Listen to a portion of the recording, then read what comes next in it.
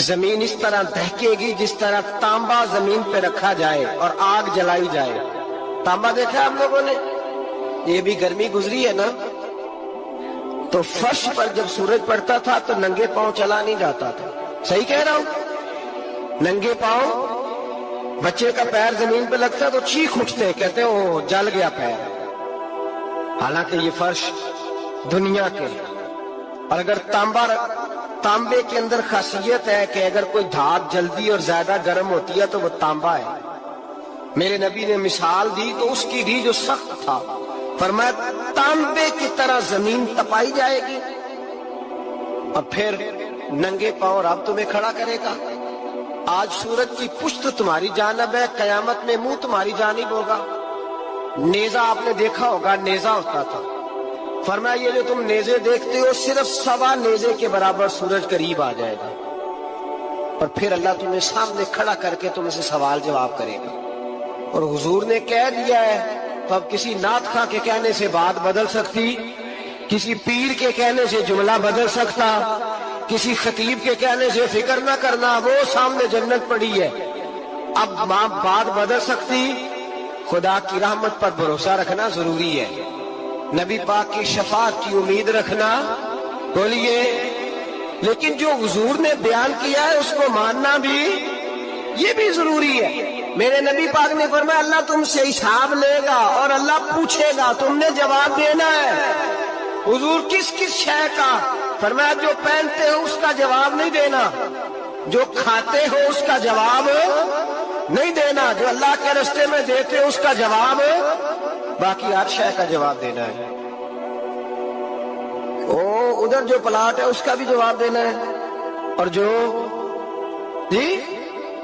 وہ جو بچوں کو پیسے بتائے ان کا بھی جواب دینا ہے، جو چھپائے ہیں ان کا بھی.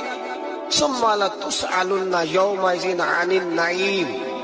جو کمیٹی اپنے محلے میں ڈالی ہے اس کا بھی جواب دینا ہے، جو سسرال کے علاقے میں ابا جی سے چوری ڈالی ہوئی ہے اس کا جواب بھی، سب کا جواب دینا ہے. تمام حساب کتاب. اور اللہ فرماتے ہیں میں سامنے کھڑا کر کے ہر سوال کا تجھ سے جواب، تجھے ہر سوال کا جواب. اچھا یہ جو بڑے لوگ تھے وہ حساب سے ڈرتے تھے، ہم چھوٹے لوگ ہیں ہم حساب سے ہم نہیں ڈرتے، ہم کہتے ہیں دیکھی جائے گی. بڑے لوگ جو تھے وہ حساب سے. حضرت ابوبکر صدیق دعا کرایا کرتے تھے، دعا کرو اللہ مجھ سے حساب نہ پوچھے. حضرت عمر فاروق رضی اللہ تعالیٰ عنہ اپنے بیٹے سے کہتے تھے بیٹا اپنے باپ کے لیے رحمت کی دعا کرنا، میں درگزر والا ہوں، میں حساب والا کوئی نہیں. بڑے لوگ ڈرتے تھے، بڑے لوگ. حضرت عثمان غنی قبر پہ کھڑے ہوتے تھے تو داڑیاں آنسوؤں سے بھیگ جاتی. غلام کہتے ہیں حضور 3 دفعہ نبی پاک نے آپ کو جنت کی بشارت دی ہے، 3 دفعہ بشارت دی ہے تو آپ کیوں اتنا روتے ہیں؟ عثمان غنی فرماتے جس رسول نے مجھے جنتی کہا ہے اسی محبوب نے مجھے فرمایا تھا عثمان قبر آخرت کی منزلوں میں سے پہلی منزل ہے. اور آپ فرماتے میرے تو کمرے میں دیا گل ہو جائے تو مجھے ڈر لگتا ہے، اس میں تو مکمل اندھیرا ہے. آپ فرماتے کھڑکیاں بند ہو تو دم گھٹنے لگتا ہے، اس کو تو دروازہ ہی کوئی نہیں، روشن دان تک نہیں. بھائی جو بڑے تھے وہ ڈر رہے تھے. مولا علی شیر خدا نماز کا وضو کر کے کانپتے تھے، کانپتے. علی آپ مرحب کے سامنے نہیں کانپے، خیبر کا دروازہ اکھاڑتے نہیں کانپے، بدر احد خندق حنین اور خیبر میں نہیں کانپے. تو یہاں آپ فرمانے لگے مالک کے سامنے جاتے ہوئے ڈر آتا ہے. بڑے لوگ کانپتے تھے، بڑے لوگ. آج کون سا جمعہ ہے؟ سارے بولیے. حالانکہ یہ اگلے سال دوبارہ آئے گا، ہمارا نہیں پتا کہ ہم ودا ہو جائیں کہ کیا بنے. یہ کون سا جمعہ ہے؟ آیا جمعہ تم ودا، آئے ہم. آج ایک فکر لے کر کے جانا، ایک سوچ. جہاں روز رات کو بیٹے کی ٹینشن، بیٹی کی ٹینشن، بھائی کی ٹینشن، پوتے کی ٹینشن ہوتی ہے نا، ایک ٹینشن اور اپنے آج ایک ٹینشن بڑھا لو، قبر کی ٹینشن پیدا کر لو، قیامت کی تھوڑی سی فکر کر لو، تھوڑی سی ایک لمحے کے لیے صحیح تھوڑا خیال پیدا کر. حضرت حسن بصری نام سنا ہوا ہے نا؟ یہ حضرت علی کے شاگرد ہیں، نبی پاک کے گھر میں آ جاتے تھے کئی دفعہ، بچے تھے جب۔ حضرت حسن بصری تابعی ہیں، فرماتے ہیں خانہ کعبہ میں عمرہ کرنے گیا، طواف کعبہ کر رہا تھا تو بڑا عجیب منظر ہوا، رات کی تنہائی ہوئی۔ اس وقت کئی دفعہ طواف بند بھی ہوتا تھا، اس لیے کہ رش کم ہوتا تھا تو رات کو سب سو جاتا تھا۔ کہتے رات ذرا گہری ہوئی تو لوگ اپنا اپنا خیمہ لے کے جاتے تھے، اب تو ہوٹل ہے نا تو خیمے لگتے تھے، لوگ خیمہ لے کے جاتے تھے، جہاں جگہ ملتی تھی خیمہ لگا کے رہتے تھے۔ فرماتے میں رات کو سویا خیمے میں، ایک دردناک آواز آئی، میٹھی ہے دھیمی ہے پر درد بڑا ہے۔ کوئی رونے والا رو کے کہتا ہے اللہ حساب قیامت میں مجھ سے نہ لینا، اے اللہ تنہائی میں جتنا مرضی حساب لینا پر لوگوں کے سامنے نہ لینا۔ اور پھر کہتا ہے اللہ فضل تو تب کرے جب تو میرا حساب پوچھے ہی نہ۔ پھر چند منٹ گزرے تو پھر وہ رونے لگا، میرے کانوں میں آواز آئی، کہنے لگا اے اللہ حساب تو ان کا لیا جاتا ہے جو حساب کے قابل ہوتے ہیں۔ اعلیٰ حضرت کہتے ہیں نا رضا سے تو کیا حساب لے گا، رضا بھی کسی حساب میں ہے۔ اے اللہ میں قابل نہیں، مجھ سے حساب نہ لینا۔ کہتے تھوڑی دیر گزری تو پھر وہ رونے لگا، پھر ذرا سانس سنبھلے تو پھر کہنے لگا اے اللہ میں تو لوگوں کو کوئی بندہ حساب پوچھ لے تو نہیں دے سکتا، میں تجھے کیسے حساب دوں۔ پھر تڑپنے لگا۔ کہتے تھوڑی دیر گزری تو پھر ایک لفظ انہوں نے کہے رونے والے نے، کہنے لگے اللہ دیکھ تیرے محبوب کا فرمان ہے جو معافی مانگے تو اسے معاف کر دیا کرتا ہے۔ اے اللہ میں معافی مانگنے آیا ہوں اور مسجد نہیں آیا، میں کعبۃ اللہ ہی آ گیا ہوں۔ کہتے وہ اتنا روئے کہ چیخ آئی ان کی، اور جب دھڑام سے کوئی زمین پہ گرا تو میں پریشان ہوا کہ اب تو بے ہوش ہو گیا۔ فرماتے ہیں میں زور سے اٹھا فٹافٹ اور اس شخص کی طرف بڑھا، میرے دل میں خیال ہے کوئی گناہگار ہے بیچارہ، تو چلو میں بھی دعا کرتا ہوں، اس کو کہتا ہوں بیٹے فکر نہ کر اللہ تیری مدد کرے گا۔ فرماتے میں گیا اس نیت کے ساتھ کہ میں کہوں گا چلو اٹھو تم بھی دعا کرو میں بھی کرتا ہوں، اللہ ہم سے حساب نہ پوچھے۔ کہتے میں گیا تو وہ شخصیت بے ہوش پڑی تھی، کالے سیاہ بال ان کے چہرے پہ بکھرے ہوئے تھے۔ کہتے لوگو جب میں نے زلفیں ہٹائیں چہرے سے تو میرا وجود کانپنے لگا آسمان ٹوٹ پڑے گا، زمین پھٹ جائے گی، ستارے بکھر جائیں گے، آگ بہہ جائیں گے سمندر۔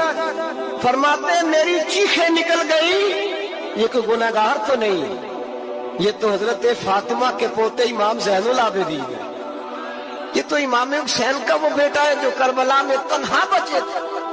فرماتے میں امام کا چہرہ دیکھا تو بھاگ کے آیا اور میں نے اپنی داڑھی ان کے پیروں کے ساتھ مس کی اور میں نے کہا حضور اٹھیے۔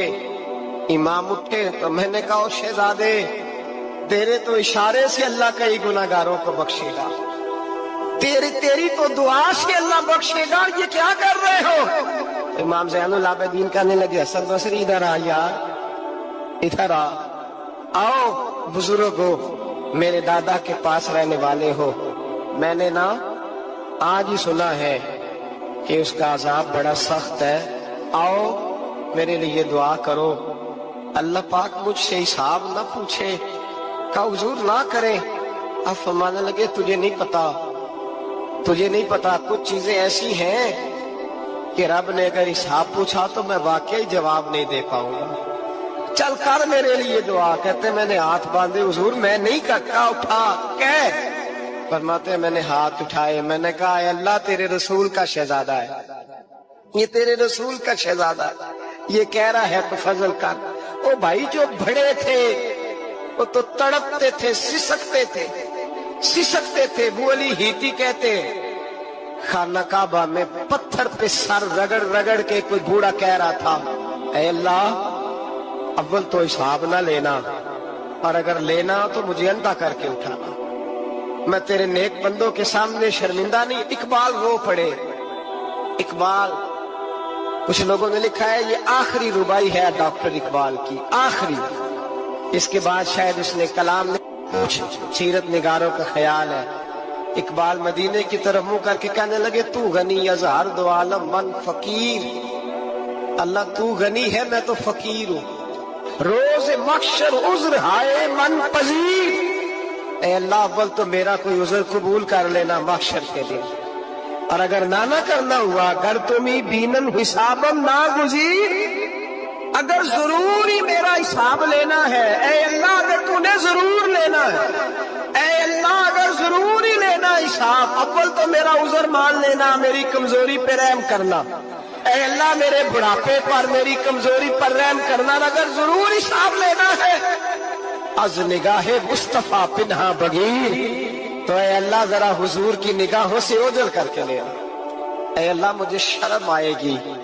मेरे मुस्तफा करीम फरमाएंगे, मैं तो तुझे हर बात समझा के आया, एक एक जगह तेरी रहनुमाई करके आया, तू कैसे अमल कमा, जरा ओझल करके। अज निगाहे मुस्तफा पिन्हा बगीर, जरा हुजूर की आंखों से ओझल करके साइड पे करके लेना, मैं बर्दाश्त नहीं कर पाऊंगा। हजरत वो अली जी कहते हैं, बाबे ने सर रखा हुआ है और कहते हैं, अल्लाह मुझे अंधा करके उठाना। फरमाते मैं गया, मैंने कहा चलो मैं दुआ करता हूँ जाके। फरमाते जब मैंने जाके बुजुर्गों की कमर पे हाथ रखा, उनका चेहरा देखा, तो ये कोई गुनाहगार तो नहीं, ये तो बगदाद के पीर अब्दुल कादिर जिलानी है, ये तो महबूब सुभानी गौसे समदानी है, ये तो वो शख्स है जो कदम लगाए तो अल्लाह विलायत अता करता है। जो बड़े थे वो डर रहे थे। मोइनुल मिल्लत व दीन अताए रसूल हिंदुल वली गरीब नवाज हजरत ख्वाजा मोइनुद्दीन अजमेरी रहमतुल्लाह अलैह, ख्वाजा कुतुबुद्दीन बख्तियार काकी को तन्हाई में बुला के कहने लगे मोइनुद्दीन सैयदजादा है, मोइनुद्दीन हुजूर के खानदान में पैदा हुआ है, मोइनुद्दीन से इसके पीर को बड़ी उम्मीदें थी। मोइनुद्दीन को रसूल पाक ने हिंदुस्तान भेजा था, पर कुतुबुद्दीन यार मोइनुद्दीन तबलीग का हक नहीं अदा कर सका।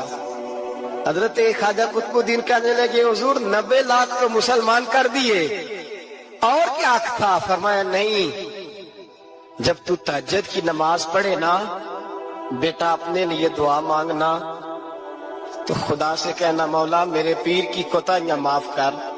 वो जिस एजाज का था वो काम नहीं कर सकता। जो बड़े थे उनकी तो बातें बड़ी थी, ये जो हम छोटे आए हैं ना नए, टिकटे देते फिरते हैं, टिकटे।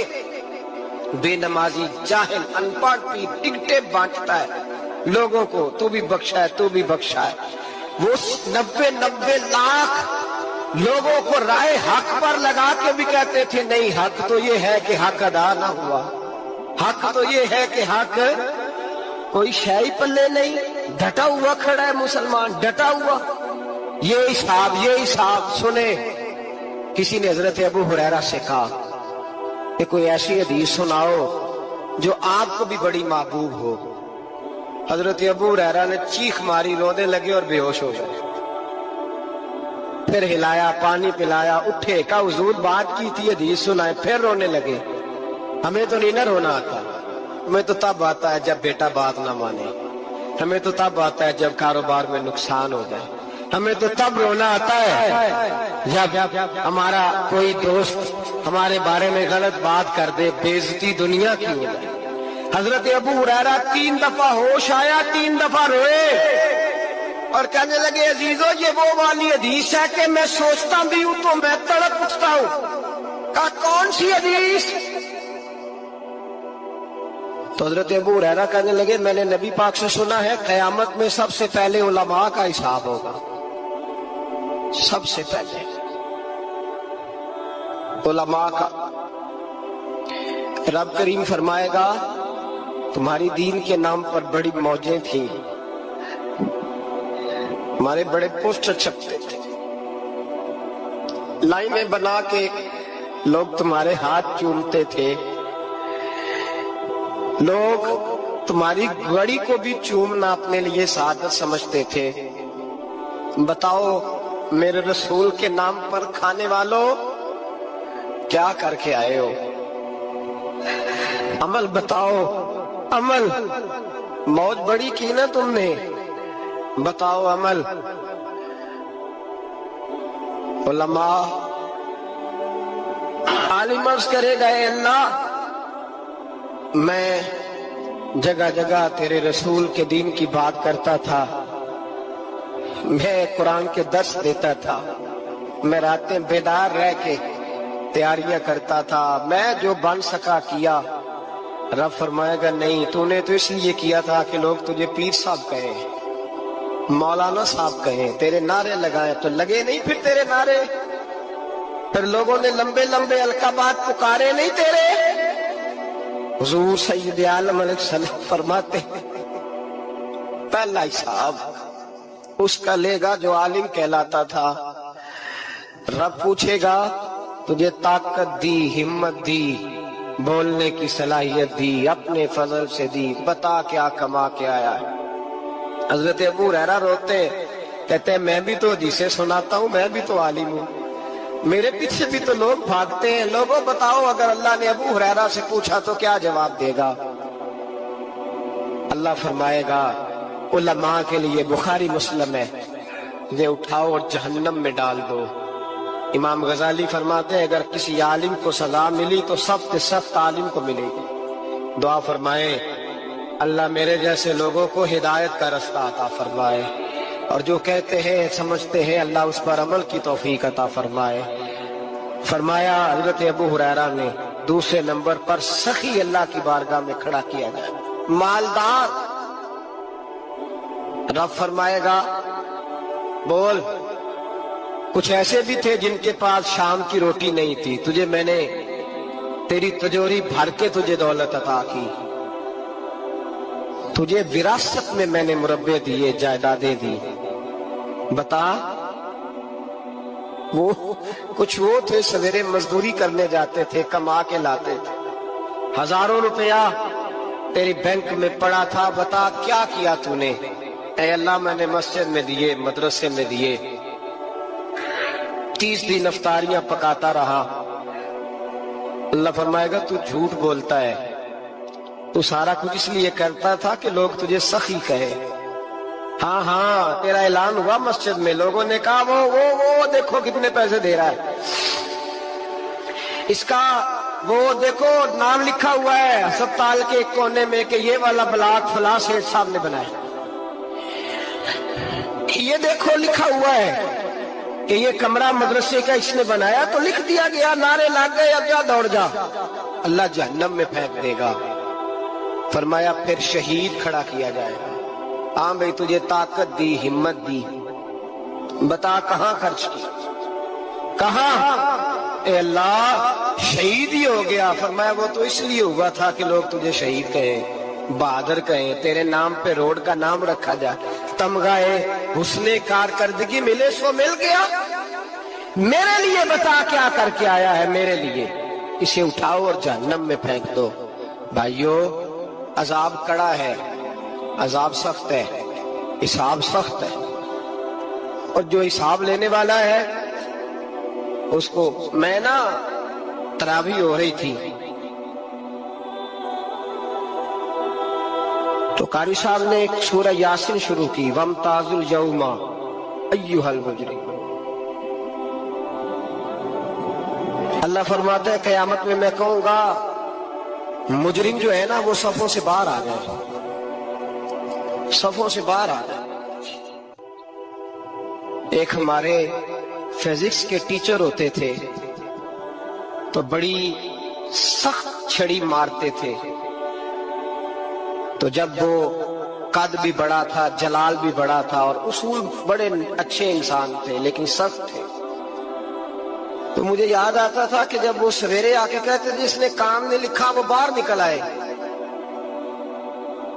دو قسم کی چوٹ لگتی تھی۔ ایک تو خیال یہ آتا تھا کہ شرمندگی بڑی ہوگی کہ سارے اسٹوڈنٹ بیٹھے ہیں اور 2 3 4 ان کو کہا وہاں مرغے بن جاؤ، بڑی شرم آتی تھی۔ اور پھر جب وہ مارتے تھے تو اتنا سخت مارتے تھے کہ کئی دن تکلیف رہتی تھی، بتایا نہیں جاتا تھا۔ وہ اسٹوڈنٹ بتاتے تھے کہ یار اس سے بچو کسی بھی طریقے، اور کسی کا کام رہ بھی جاتا تھا کہتے تھے اس پیریڈ کی ڈیوٹی سبق یاد کر کے آنا ہے۔ سخت ٹیچر کے بارے میں تیرا میرا یہ رویہ ہے۔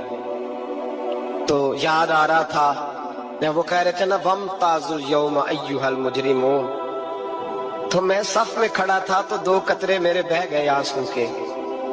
مجھے ساتھ بچہ کہنے لگا تبھی یہ ٹھیک ہے، میں نے کہا تبھی یہ تو ٹھیک ہے، کچھ یاد آ گیا ہے کہ میدان محشر میں یہاں تو چھپے ہوئے ہیں نا عیب، چھپے ہوئے، اور بھائی رب بڑا قریب ہے، عیبوں کے باوجود نوازتا ہے۔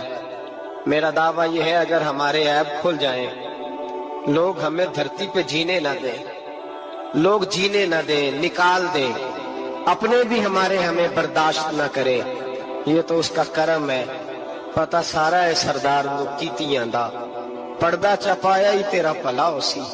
وَامْتَازُوا الْيَوْمَ أَيُّهَا الْمُجْرِمُونَ، اللہ فرمائے گا مجرم باہر آ جائے۔ یا اللہ کیا ہوگا جب سوال جواب ہوں گے؟ تو رب فرماتا ہے تیری زبان پہ مور لگا کے بند کر دوں گا، تیرے ہاتھ بولیں گے، پیر بولیں گے، سر بولے گا، پیٹ بولے گا۔ اس وقت کی فکر پیدا کریں، ٹینشن پیدا کریں۔ وقوع قیامت حق ہے، اور باندھ کے نا لوگ پیر باندھ کے زور کے ساتھ باندھتے۔ سگا بیٹا جب قبر میں دفن کرتا ہے نا تو بھی کہتا ہے وہ کونا، یہ کونا تھوڑا سا مٹی کم ہے، یہاں بھی مٹی ڈالو۔ پہلے لوگ روزانہ جاتے ہیں، پھر ہفتے کے بعد، پھر مہینوں بیت جاتے ہیں۔ کچھ قبریں ایسی بھی ہیں جن پہ کھڑے ہوں تو لگتا ہے قبریں رو رہی ہیں، اور کہتی ہیں جاؤ میرے گھر والوں سے جا کے کہو کوئی ٹیرا ہی لگا جائے، ایک دفعہ آئے تو صحیح، کوئی مٹی نہیں ڈالتا۔ بادشاہوں کی قبریں روتی ہیں، سرمایہ داروں کی قبریں روتی ہیں، کوئی جاتا نہیں۔ اتنے موٹے سوراخ ہیں قبروں میں، آپ اپنے شہر کے قبرستان پھر کے دیکھ لیں، سوراخ ہے۔ او بھائی حضرت مولا علی شیر خدا قبرستان گئے تو پہلے رونے لگے، پھر کہنے لگے قبروں والوں کیا حال ہے تمہارا؟ تو آپ فرماتے ہیں مردہ مجھے اندر سے بول کے کہنے لگا علی کفن پھٹ گیا، ہڈیاں ٹوٹ گئی، مال تو دے آئے تھے وارثوں کو پر حساب ہمیں دینا پڑ رہا ہے، تو بتا پیچھے کیا حالات ہیں؟ تو حضرت علی کہنے لگے تمہاری بیویوں نے اور نکاح کر لیے، تمہارے دوستوں نے نئے دوست بنا لیے، تمہاری اولادوں نے تمہارے بغیر جینا سیکھ لیا، تمہاری جائیدادیں بٹ گئیں، تمہارا پیسہ تقسیم ہو گیا۔ پہلے تو کوئی تمہارا نام لیتا تھا، اب تو تمہارا ذکر ختم ہو گیا ہے، اب تو 1-2 نسل تک تمہارا ذکر تھا، اب تو تمہیں یاد ہی کوئی نہیں کرتا۔ کہتے ہیں لوگ یہاں کوئی رہا کرتا تھا، یہاں کوئی ہوا کرتا تھا، اب تو تم قصہ پارینہ، قصہ ماضی ہو گئے۔ حساب کا وقت قریب ہے، کیوں پر بڑا زور دیا ہے؟ ایک اللہ کو ماننا، اور اللہ کو ماننے کا مطلب ہے نبی پاک کو بھی ماننا، اللہ کو ماننے کا مطلب ہے کتابوں کو بھی ماننا، قرآن پاک کو بھی ماننا۔ لیکن 2 باتیں آپ کو زیادہ ملیں گی، ایک ایمان، اور اس کے بعد سب سے زیادہ زور ہے ایمان بالآخرت پر، آخرت کو مانو۔ وَمِنَ النَّاسِ مَن يَقُولُ آمَنَّا بِاللَّهِ وَبِالْيَوْمِ الْآخِرِ وَمَا هُمْ بِمُؤْمِنِينَ۔ اللہ فرماتے ہیں کچھ لوگوں کا دعویٰ ہے کہ ہم اللہ اور آخرت پر ایمان رکھتے ہیں، حالانکہ وہ ایمان نہیں رکھتے، دعویٰ کرتے ہیں، نفاق کا مظاہرہ کرتے ہیں، منافقت کرتے ہیں۔ جو اللہ کو ماننے والا ہوتا ہے اس کا رنگ اور ہوتا ہے، جس کو پتہ ہوتا ہے قیامت کے دن اللہ کی حضور کھڑے ہونا ہے، اس کے اعمال یہ نہیں مانتے، کہتے ہیں ہم مانتے ہیں، پر مانتے، دعویٰ ہے کہ ہم مانتے ہیں آخرت کو بھی اور اللہ کو بھی، پر نہیں مانتے۔ قیامت قائم ہونا ضروری ہے، اگر وقوع قیامت نہ ہو تو ظالم کی تو موجیں لگ گئیں، جابر تو موج کرے گا، فاسق اور فاجر تو کہیں گے دنیا میں بھی ہم اپنے اقتدار کے زور پر جیتے رہے، آج بھی ہمیں پوچھنے والا کوئی نہیں۔ عقلاً نقلاً قیامت کا قائم ہونا ضروری ہے۔ قیامت قائم ہوگی تو مظلوم کو اس کے ظلم پر داد رسی کی جائے گی اور ظالم کو سزا ملے گی۔ ایک آدمی ساری زندگی دنیا کے اندر لوٹ مار کرتا رہا، دھوکہ فریب فراڈ کرتا رہا، اس کی راتیں شراب و کباب میں گزر گئیں، وہ مرے اور بات ختم ہو گئی، ٹھیک ہے موج کر کے چلا گیا۔ ایک آدمی ساری زندگی اس نے اللہ تبارک و تعالیٰ کی رضا کے لیے اپنی نظر کی حفاظت کی، زبان کی حفاظت کی، یہاں تک کہ دل کی بھی حفاظت کی، وہ بھی مرے تو معاملہ ختم ہو گیا۔ اس طرح تو پھر سرکش کا کچھ بنے گا ہی نہیں۔ نظام زندگی ساری ہے، اس کی سوچ ختم ہو کے رہ جائے گی اگر قیامت قائم نہیں ہوتی۔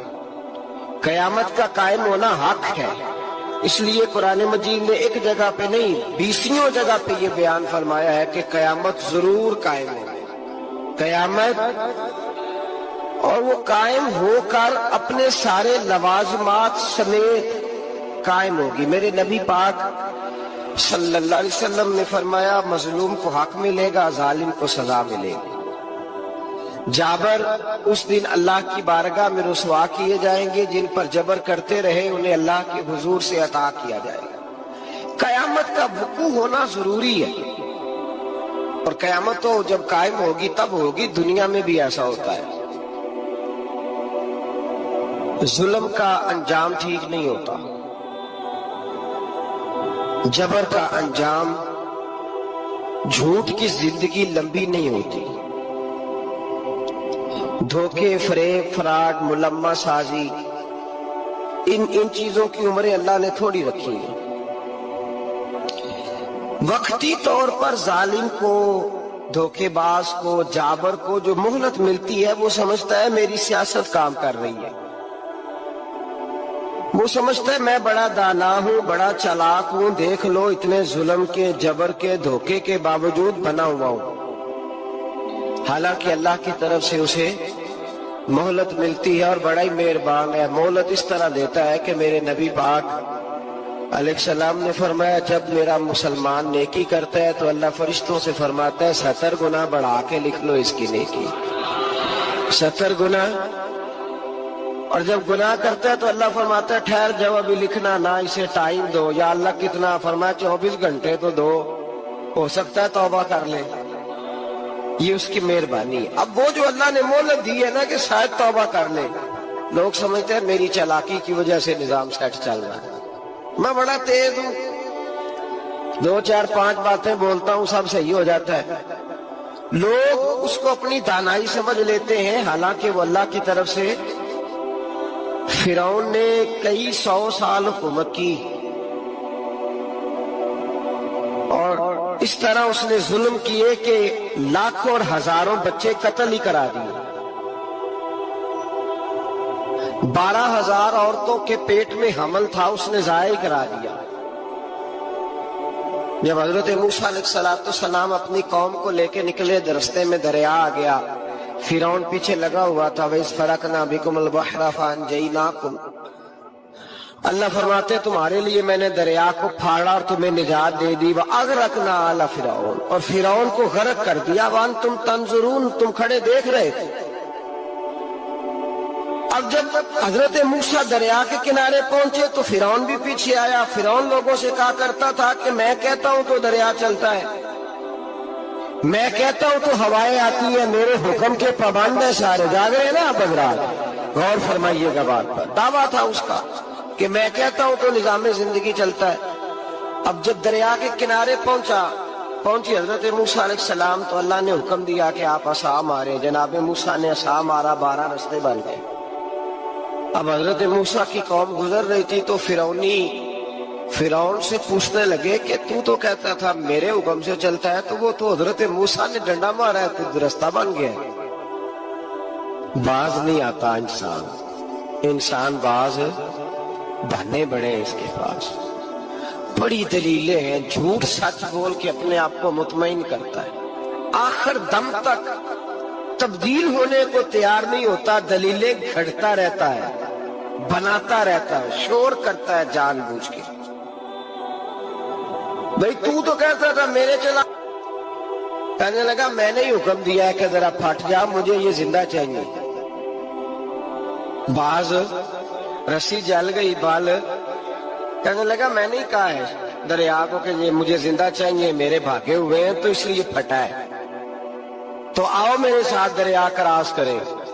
تو پتا تو ان کو بھی تھا نا جتنا تو رب بنا ہوا ہے، پتا تو تھا، سارے جانتے تھے. کہنے لگے تو پہلے کراس کر، اگر تو بچ گیا تو ہم بھی پیچھے آتے ہیں. اب چاروں ناچار. ایک روایت تو یہ ہے کہ یہ جب خدائی کا دعویٰ کرتا تھا نا، تخت پہ بیٹھا ہوتا تھا، تو ایک دن حضرت جبریل آئے اس کے پاس انسانی شکل میں.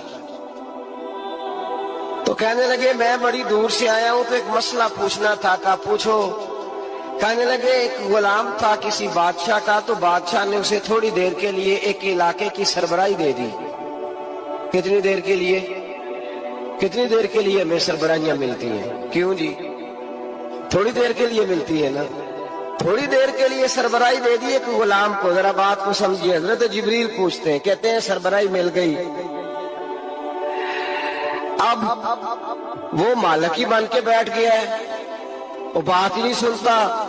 اس کو تھوڑی دیر کے لیے بنایا تھا، وہ تو خدائی کا دعویٰ کرنے لگا ہے. آپ بتائیں اس کا انجام کیا ہونا چاہیے؟ یہ مسئلہ پوچھنے آیا ہوں. تو فرعون کہنے لگا اس کا انجام یہ ہے کہ اسے پانی میں گھوٹے دے دے کے مار دے. انجام کیا ہے؟ بولیے بولیے، کیا انجام ہے؟ کیا انجام ہے جی؟ پانی میں. اللہ اکبر. اپنی سزا تجویز کر رہا ہے. اس کی سزا کہ اسے پانی میں گوتے دے دے کے مارو ظالم کو. اسے تھوڑی دیر کے لیے بنایا تھا اور وہ چھائی گیا ہے، قبضہ ہی کر گیا ہے. حضرت جبریل کہنے لگے جی آپ لکھ کے دے دیں گے؟ کہنے لگا لاؤ لکھ دیتے ہیں. لکھوا لیا. جناب جبریل رکا لے کے تشریف لے گئے. اب جب فرعون دریا میں آیا نا تو اللہ نے حکم دیا مل جا. جب دریا ملا چیخنے لگا تو حضرت جبریل آئے. کہنے لگے تیرا ہی فتویٰ ہے، یہ تیری سزا ہی ہے نا. ہم بھی بڑی سزائیں تجویز کرتے ہیں. یہ جھوٹا ہے جی، اس کا تو فلانا علاج ہونا چاہیے. تو اگر تو جھوٹ بولے تو یہ فلانا بڑا جاور ہے جی، اس کے ساتھ اس طرح ہونا چاہیے. تو اگر تو یہ کام کرے تو جو سزا تو لوگوں کے لیے تجویز کر رہا ہے تو اپنے بارے میں بھی سوچ. اب جب گوتے آئے نا، آخری وقت دیکھا وہ فرعون جو کہتا تھا میری مرضی سے دریا چلتا ہے. علامہ ساوی نے تفسیر ساوی میں لکھا ہے تڑپ کے رونے لگا.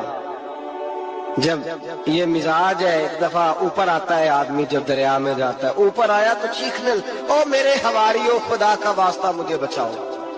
کہنے لگے تو کہتا تھا میری مرضی سے چلتا ہے. بے بسی ہے، تڑپتا ہے، روتا ہے، روتا ہے. وارثہ مان کری نہ وارثہ دا، رب بے وارثہ کر کے مار دائی. تڑپ رہا ہے، چلا رہا ہے، کوئی مدد کو نہیں پہنچتا. اب جب آخری گوتا آیا تو کہنے لگا آمنا میں رب موسیٰ و ہارون. میں موسیٰ کے رب کو بھی مان گیا، ہارون کے رب کو بھی. اللہ نے فرمایا نہیں، اب تیرا ماننا قابل قبول ہے. اس وقت ماننا تھا جب تجھے مہلت دی تھی، جب تو جوان تھا. بڑھاپا آتا ہے، بیماری آتی ہے. جوان آدمی بیماری کا شکار ہوتا ہے تو کہتا ہے یا اللہ ایک دفعہ صحیح کر دے، میں ساری پڑھا کروں گا. ایک دفعہ ٹھیک کر دے، میں مسجد میں رہوں گا، میں اگلے سال اعتکاف بھی کروں گا، میں ساری تراویحیں پڑھوں گا. تو اس وقت پڑھنی تھی جب تجھے مہلت دی تھی. اس وقت پڑھنا تھا جب اللہ نے تجھے آسانی دی، زندگی دی. اگلا وقت یہ حال ایک کا نہیں ہوا. نمرود کو دیکھ لیں، حضرت ابراہیم علیہ السلام کو کہتا تھا میں رب ہوں. آپ نے فرمایا رب تو وہ ہے جو زندہ کرتا اور مارتا ہے. ایک موت کا قیدی بلایا، کہنے لگا ہاں بھائی کتنے دن رہ گئے تھے پھانسی میں؟ کہنے لگا جی پرسوں ہونی تھی. کہا جا تجھے آزاد کیا، لو میں بھی زندگی دیتا ہوں. ایک بے گناہ آدمی کو پکڑ کے قتل کر دیا، کہتا میں بھی مارتا ہوں.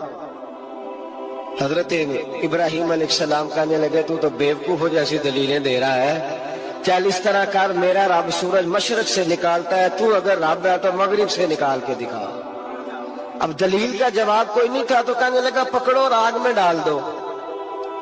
اللہ کے نبی کو آگ میں ڈالنے والا، یہاں ایک مچھر بیٹھا ہے، 400 سال حکومت کی اور خدائی کا دعویٰ کیا، یہاں مچھر بیٹھا تھا، چھینک آئی تو مچھر اندر چلا گیا۔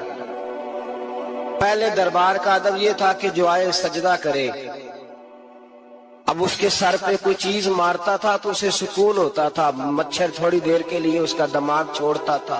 او بھائی، یہ اس دھرتی پہ اللہ نے لوگوں کو نظارے دکھائے اور ہمیں سمجھانے کے لیے دکھائے، ہمیں تفکر کی، غور کی دعوت دی کہ دیکھ لینا، اپنے عمل کو پرکھنا۔ تمہارے عمل حضرت موسیٰ کے فرما برداروں جیسے ہیں، جناب ابراہیم کے فرما برداروں جیسے ہیں، یا بن کے بیٹھ گئے ہو؟ اب دربار کا ادب یہ ہے، بے بسی کا یہ حال ہے کہ جوتے لٹکتے ہیں دربار میں، جو آتا ہے جوتا کھینچتا ہے، اور ادب یہ ہے کہ 10 جوتے نمرود کے سر پہ مارو، اور 400 سال جوتے لگتے رہے۔ روتا تھا، جو آدمی آتا تھا منتیں کرتا تھا، کہتا تھا کہیں سے کوئی دوائی مل جائے گی۔ پاگلوں جیسی زندگی گزاری، پاگلوں جیسی سخت، وہ تو حساب، وقوع قیامت تو حساب ہوگا ہی۔ یہاں لوگ پاگل ہو کے مرتے ہیں، معاذ اللہ، نفسیاتی مریض ہو کے مرتے ہیں۔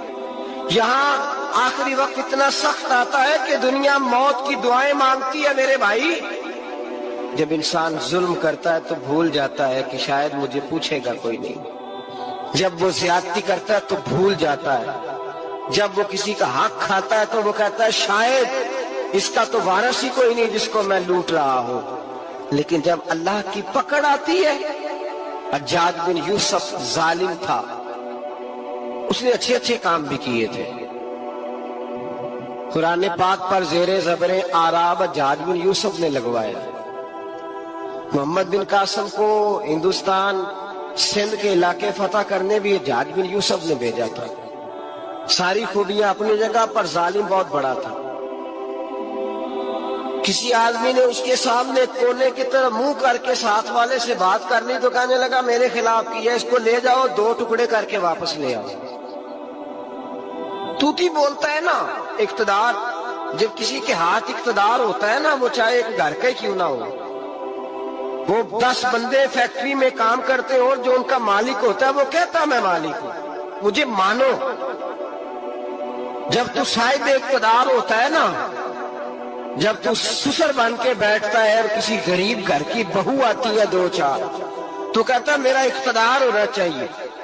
جب میں کھانسنے لگوں تو ہر آدمی کے ہاتھ میں ٹشو پیپر ہونا چاہیے۔ جب میں بولنے لگوں تو بندھے ہوئے ہاتھوں سے ہر آدمی جی جی کرتا ہوا کھڑا ہونا چاہیے۔ جس آدمی کا، اور یہ کام بہو بھی کرتی ہے کئی دفعہ، وہ بھی کہتی ہے کہ تمہیں پتا نہیں میں کتنا لمبا چوڑا جہیز لے کے آئی ہوں، جب میں سونے کے لیے اپنے بیڈ روم میں جاؤں تو خبردار بوڑھے بابے کو اجازت نہیں کہ وہ کھانسے۔ اماں کو چاہیے کہ اگر اس کو بڑی سخت پیاس بھی لگی ہے تو میرے سوتے سوتے باورچی خانے میں برتن نہ کھٹکھٹائے۔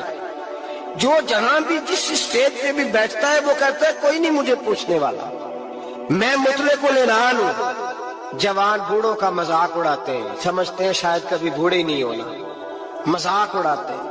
تندرست لوگ بیماروں کا مذاق اڑاتے ہیں، شاید کبھی بیمار نہیں ہونا۔ حجاج بن یوسف ظالم تھا، ظلم کرتا تھا، زیادتی کرتا تھا۔ حضرت سعید بن جبیر ایک تابعی بزرگ تھے، اتنے بڑے بزرگ تھے کہ ساری رات نماز پڑھتے تھے، سارا سال روزہ رکھتے تھے۔ ایک دن انہوں نے منبر پہ بیٹھ کے کہا کہ حجاج ظلم سے باز آ جائے ورنہ اللہ کی لاٹھی بڑی بے آواز ہے۔ اللہ کی لاٹھی، اس کا کیا مطلب ہوتا ہے؟ اس کا مطلب ہے جب رب کی لاٹھی چلتی ہے تو اس کی آواز، جی اس کا پہلے کوئی پیغام، وہ پہلے اعلان نہیں کرتا کہ تگڑے ہو جاؤ لاٹھی چلنے لگی ہے، لاٹھی چلتی ہے پر اس کی آواز، سمجھ آ رہی ہے میری بات کی؟ یہ شخص جب دنیا سے گیا ہے تو ڈٹ کے گیا ہے، یہ ڈٹ کے گیا ہے دنیا سے۔ حجاج بن یوسف رات کو سویا تو تڑپ کے اٹھا، کیا ہوا؟ گھر والے کہنے لگے کیا ہوا؟ کہنے لگے سعید بن جبیر خواب میں آئے اور کہتے ہیں اٹھ مجھے بتا تو نے مجھے کیوں قتل کیا، بتا کیوں مارا؟ اگلی رات پھر سویا تو وہی خواب، پھر سویا تو وہی خواب۔ گناہ نفسیاتی مریض بنا دیتا ہے، ظلم تجھے مخبوط الحواس کر دیتا ہے۔ جب تو زیادتی کرتا ہے تو اللہ فرماتے ہیں کہ تو اللہ کو بھولتا ہے، اللہ تجھے اپنا آپ بھلا دیتا ہے، پھر تو بھول جاتا ہے، پھر تو سیدھے رستے پہ چلتا ہے پر بھٹک جاتا ہے، پھر تو صحیح رستوں کا تعین کر کے بھی گمراہ ہوتا ہے، پھر تو روز وہی گاڑی چلاتا ہے پر اب جب تو بریک لگاتا ہے تو نہیں لگتی۔ جب گناہوں کے ساتھ تو مخبوط الحواس ہوتا ہے تو روز وہ کاروبار کرتا ہے، لیکن جب تیرے گناہ تجھے گھیر لیتے ہیں پھر اسی کاروبار میں تو نقصان اٹھاتا ہے۔ حجاج بن یوسف تڑپتا ہے، روتا ہے، یہاں تک کہ بیمار ہو گیا، پیٹ میں درد ہوتی ہے، پتہ نہیں کیا ہوا، تکلیف ہوتی ہے، پتہ نہیں، سارے حکیم، طبیب، ڈاکٹر کوئی نہ سمجھ سکا کہ بیماری کیا ہے۔ جو بیماریاں خدائی ہوتی ہیں ان کا لوگوں کو پتا، جو آزمائشیں رب کی جانب سے ہوتی ہیں وہ ڈاکٹروں کے ہتھے نہیں چڑھتی، جو تکلیفیں اللہ دیتا ہے ان کا حکیم طبیب علاج نہیں کر پاتے، مشکل، اور شفا اسی وقت ہوتی ہے جب اللہ دینا چاہے، اور جب رب ہی دینا نہ چاہے تو بڑے بڑے ڈاکٹر کہتے ہیں کہ ہمارے بس کی بات نہیں رہی۔ بغداد سے حکیم آئے، پیٹ دیکھا، کہنے لگے نہ تیرے معدے میں کوئی دقت ہے، نہ تیرے جگر میں، نہ کسی اور جگہ، ماجرا کیا ہے؟ ایک آخری علاج ہے، آخری، وہ کیا؟ گوشت کا چھوٹا سا ٹکڑا دھاگے کے ساتھ باندھ کے منہ میں ڈالا اور پھر ایک باریک سا تنکا لے کے اس کو اندر ڈالنے لگے گلے میں۔ وہ گوشت کا ٹکڑا جب حلق کے اندر اتر گیا، اس حکیم نے واپس کھینچا تو کیسے ایسی بدبو آئی جیسی کبھی سونگی نہ تھی۔ جانور، کیڑے مکوڑے لگے ہوئے باہر نکلے، اور جب دیکھا تو جتنے محل میں لوگ بیٹھے تھے چلاتے ہوئے نکل گئے کہ یہ کیا مصیبتیں ہیں۔ حکیم بھی اٹھ کے دوڑنے لگا، کہا تجھے کیا ہوا؟ کہنے لگے حجاج تیری بیماری زمینی نہیں، تیری مصیبت زمینی نہیں۔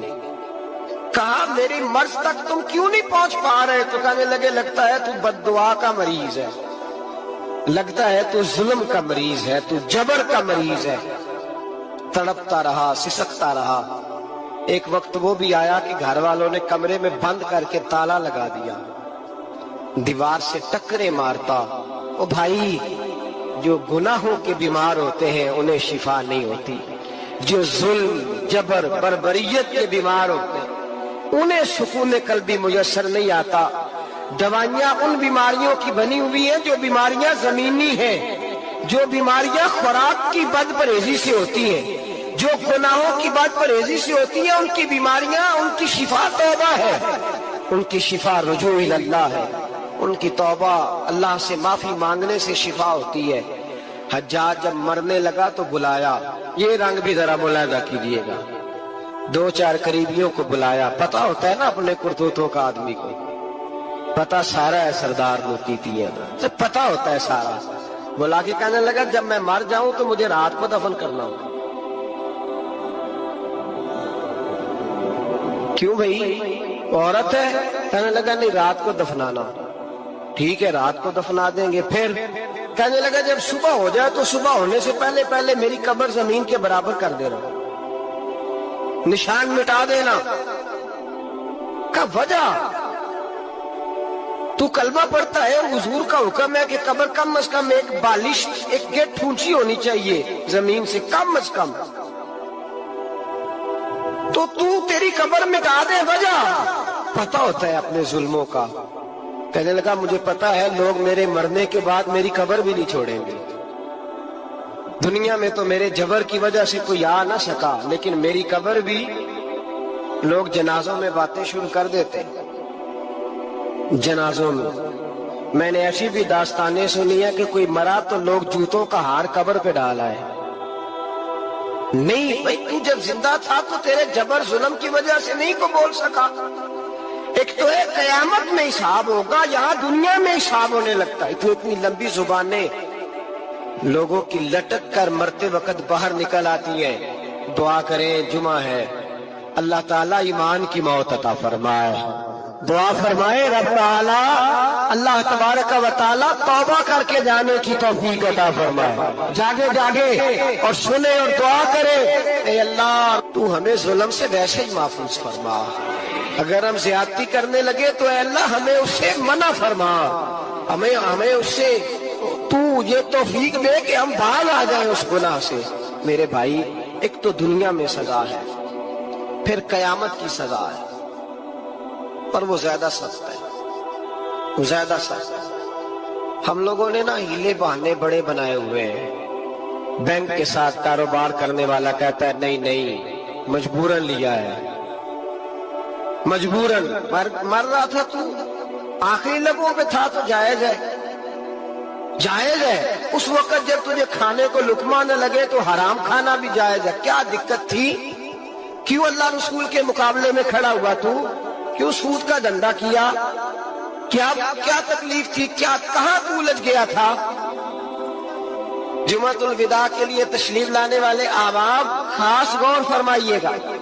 حجاج بن یوسف کو پتا چلا کہ حضرت سعید بن جبیر نے میرے خلاف بات کی، بلا لیا، کہنے لگا تو نے میرے خلاف بات کی ہے؟ فرمانے لگے کی ہے۔ کہنے لگا تجھے پتہ ہے میں قتل کر دوں گا؟ آپ فرمانے لگے نہ تو زندگی کا مالک ہے نہ موت کا مالک ہے، تو کیسے قتل کر؟ کہنے لگا تجھے پتہ ہے میرا؟ فرمایا میں نے تجھے نہیں، میں نے تو کئی شداد، کئی حماد، کئی قارون، کئی فرعون، کئی نمرود دیکھے، کئیوں کی داستانیں سنی، تو کون ہے؟ تو تو چھوٹا سا ہے۔ ایک جملہ ہے ملا جلال الدین رومی کا، بڑے درویش تھے، ایک بات کہہ گئے، کہنے لگے نمرود جتنے پیسے نہیں، فرعون جتنی حکومت نہیں، قارون جتنی دولت نہیں، ورنہ فرمانے لگے میرے زمانے میں بھی کئی لوگوں کا خدا بننے کو دل کرتا ہے، کئی لوگوں کا دل کرتا ہے، لیکن نمرود جتنے پیسے، فرعون جتنی طاقت اور قارون جتنی دولت نہیں، ورنہ ہو سکتا ہے لوگ دعویٰ کر جائیں معاذ اللہ ثم معاذ اللہ۔ یہ آج سے کئی سو سال پہلے وہ کہہ رہے، آج تو حالات بڑے ابتر ہیں، اس کی نسبت خطرناک۔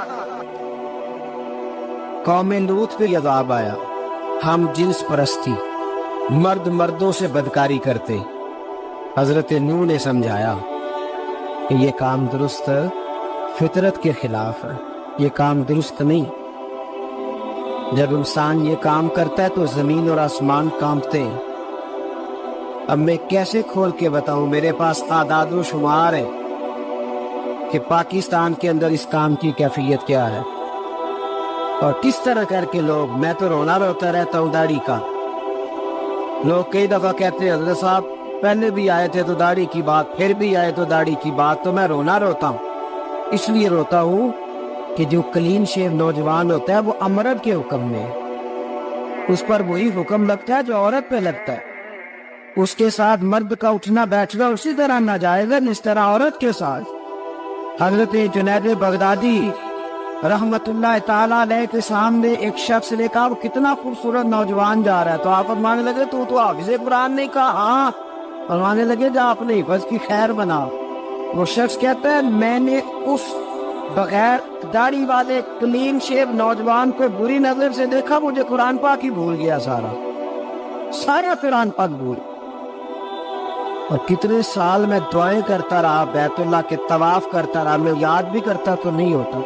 کیسے اب تو ہمارا نعت کا بیوٹی پارلر سے ہو کے آتا ہے، ہم کسی اور کو کیا پیغام دیں؟ وہ پیغام، وہ نظام، وہ طریقہ کار جس کا حکم تھا شریعت میں، قوم لوط پر عذاب آیا۔ صحیح بیٹھتے ہوں گے بچے جو موٹر سائیکلوں پہ بیٹھتے ہیں، لیکن میں نے یہ درد ہے، میں نے گجرانوالہ کی سڑکوں پہ بچوں کو، نوجوانوں کو جو تماشے کرتے سر عام دیکھا ہے تو مجھے ڈر لگتا ہے۔ تو کوئی روکنے والا نہیں، شغل ہو رہا ہے، حاصل ہے، اور سامنے عورتیں بھی ہیں، سب ہو رہا ہے۔ کتنی تکلیف کی بات۔ حضرت نوح کی قوم یہ کام کرتی تھی، قرآن پاک نے بیان کیا ہے۔ حضرت نوح نے سمجھایا، فرمایا رب کریم نے تمہیں اپنی خواہش پوری کرنے کے لیے جائز طریقہ عطا فرمایا، عورتوں سے نکاح کرو۔ اور اس نکاح کی برکت سے جو اللہ تمہیں اولاد دے گا اس کو اللہ تبارک و تعالیٰ تمہارے لیے باعث بخشش بھی فرمائے گا۔ لیکن جب قوم نہ مانے تو جو قوم میں لوط کا عمل کرے اس کا علاج قرآن نے بیان فرمایا کہ آسمان سے پتھر برسیں گے، پتھر برسے، اور جن کے بڑے بڑے اچھے دماغ تھے ان کے دماغ چکنا چور کر دیے گئے، تباہ کر دیے گئے، ان کے دماغ زمین پر بچھاڑ دیا گیا۔ پڑھو کیا بارک اللہ فی اہلک و مالک، کہا کرو اللہ تیرے مال میں بھی برکت عطا فرمائے اور تیری اولاد میں بھی برکت عطا فرمائے۔ تو یہ دعائیں تو نبی پاک صلی اللہ علیہ وسلم نے سکھائیں، اور اگر اللہ خیر فرمائے کسی عالم نے کہہ دیا ہے تو آپ اس طرح کر کے اس کا غلط مفہوم نہ لے۔ کسی قاری صاحب نے، اور قاری صاحب کو شوق کوئی نہیں ہوتا پیسے اکٹھے کرنے کا، وہ تو کمیٹی والے کہتے ہیں نہ اکٹھے کیے تو چھٹی کرا دینی ہے، اس لیے وہ اکٹھے کر لیتے ہیں بیچارے کئی دفعہ اسپیکر کھول کے۔ تو اب وہ جو سن رہا ہے اس کا بھی پریشر بڑا ہوا ہے، کہتا ہے سون نہیں دیتا پہ رہے۔ تو بارک اللہ فی اہلک و مالک، اللہ تیرے اہل میں بھی برکت کرے، اللہ تیرے مال میں بھی، یعنی جب بھی تمہیں کوئی ہدیہ دے تو اس کے مال کے لیے بھی دعا کرو اور اس کی اولاد کے لیے بھی دعا کرو۔ یہ حضور نے ہمیں سکھایا۔ قرض ایک صحابی پہ بڑا چڑھ گیا تو حضرت عبداللہ ابن مسعود سے کہنے لگے قرضہ بڑا چڑھ گیا، فرمانے لگے تمہیں وہ دعا نہ سکھاؤں جو ہمیں نبی پاک نے سکھائی ہے؟ فرمایا اگر تمہارے اوپر پہاڑ کے برابر بھی قرضہ ہوگا تو اللہ تمہارے قرضے کا بندوبست فرما دے گا۔ اور مسئلہ یہ ہے دعائیں یاد کرنی پڑتی ہیں اور پڑھنی پڑتی ہیں، یاد کرنی پڑتی ہیں، اور ہم ہیں تعویذ پہ لگے ہوئے کہ کچھ لکھ کے دے دیں تاکہ باندھ لو۔ دعا سکھائی نبی پاک نے، کیا فرمایا اللہم اکفنی بحلالک عن حرامک واغننی بفضلک عمن سواک۔ فرمایا یہ دعا مانگا کرو، اے اللہ مجھے کفایت کرنے والا رزق عطا فرما اور مجھے حرام سے بچا، اور مجھے اپنے فضل کے ساتھ دوسروں سے بے نیاز کر دے۔ یعنی اس کا سادہ ترجمہ یہ ہے کہ اللہ بندوں کا محتاج نہ کر، مجھے اپنا محتاج۔ فرمایا یہ دعا پڑھو ادائے قرض کے لیے، ادائے قرض کے لیے یہ دعا پڑھو، اللہ تبارک و تعالی پہاڑ کے برابر بھی قرضہ ہوگا تو تمہیں اللہ اس سے نجات عطا کر دے گا۔ نبی پاک صلی اللہ تعالی علیہ وسلم نے ایک حدیث میں غصے کی دعا بھی بتائی ہے۔ ویسے میرے خیال میں لوگوں کو غصہ نہیں آتا، آج کل غصہ نہیں آتا، لوگوں میں تکبر آ گیا ہے۔ اپنے سے چھوٹے پہ غصہ آتا ہے، اپنے سے تگڑے پہ کیوں نہیں آتا؟ جس آدمی نے گلی پہ خیرات مانگنے والے پہ غصہ کیا وہ ایسا تو صاحب پہ کیوں نہیں کرتا؟ غصہ تو غصہ ہے نا، سب پہ ہونا چاہیے، لیکن بڑا سمجھدار غصہ ہے۔ غریب آدمی کو دیکھ کے غصہ آتا ہے، امیر آتا ہے تو غصہ نکل جاتا ہے۔ تو میں تو کہتا ہوں لوگوں کو غصہ، اگر تجھے غصہ آتا ہے تو مار دیوار کے ساتھ ٹکر تیرے غصے کی سمجھ آئے۔ یہ کس قسم کا غصہ ہے جو غریب پہ ہی ہاتھ اٹھا رہا ہے؟ تو خدا خیال پر غریبوں کے حق میں بڑا غصہ، مجبوروں کے حق میں بڑا غصہ، ماتحتوں پر۔ اور اگر چودھری صاحب آ جائے تو پھر بہانہ بنا لیتے، کہتے غصہ تو مجھے بڑا ہے اسی، پھر میں کہا میرے گھر آیا ہے، پھر بہانہ بنا لیے۔ ایسے نہیں کرو۔ نبی پاک صلی اللہ علیہ وسلم نے دعا سکھائی بخاری میں، فرمایا جب غصہ آئے تو پڑھا کرو اعوذ باللہ من الشیطان، آتی ہے نا دعا ماشاءاللہ، اعوذ باللہ من الشیطان، جب غصہ آئے تو یہ والی دعا پڑھ لیا کر۔ نبی پاک علیہ الصلوۃ والسلام نے ارشاد فرمایا کہ جب تمہارے بھائی کو چھینک آئے نا تو چھینک آنے والے کو کہنا چاہیے الحمدللہ۔ چھینک آئے اس نے کیا کہنا ہے؟ یاد ہو جائے گا، کیا کہنا ہے؟ الحمدللہ۔ اور جو سنے اس نے کہنا یرحمک اللہ۔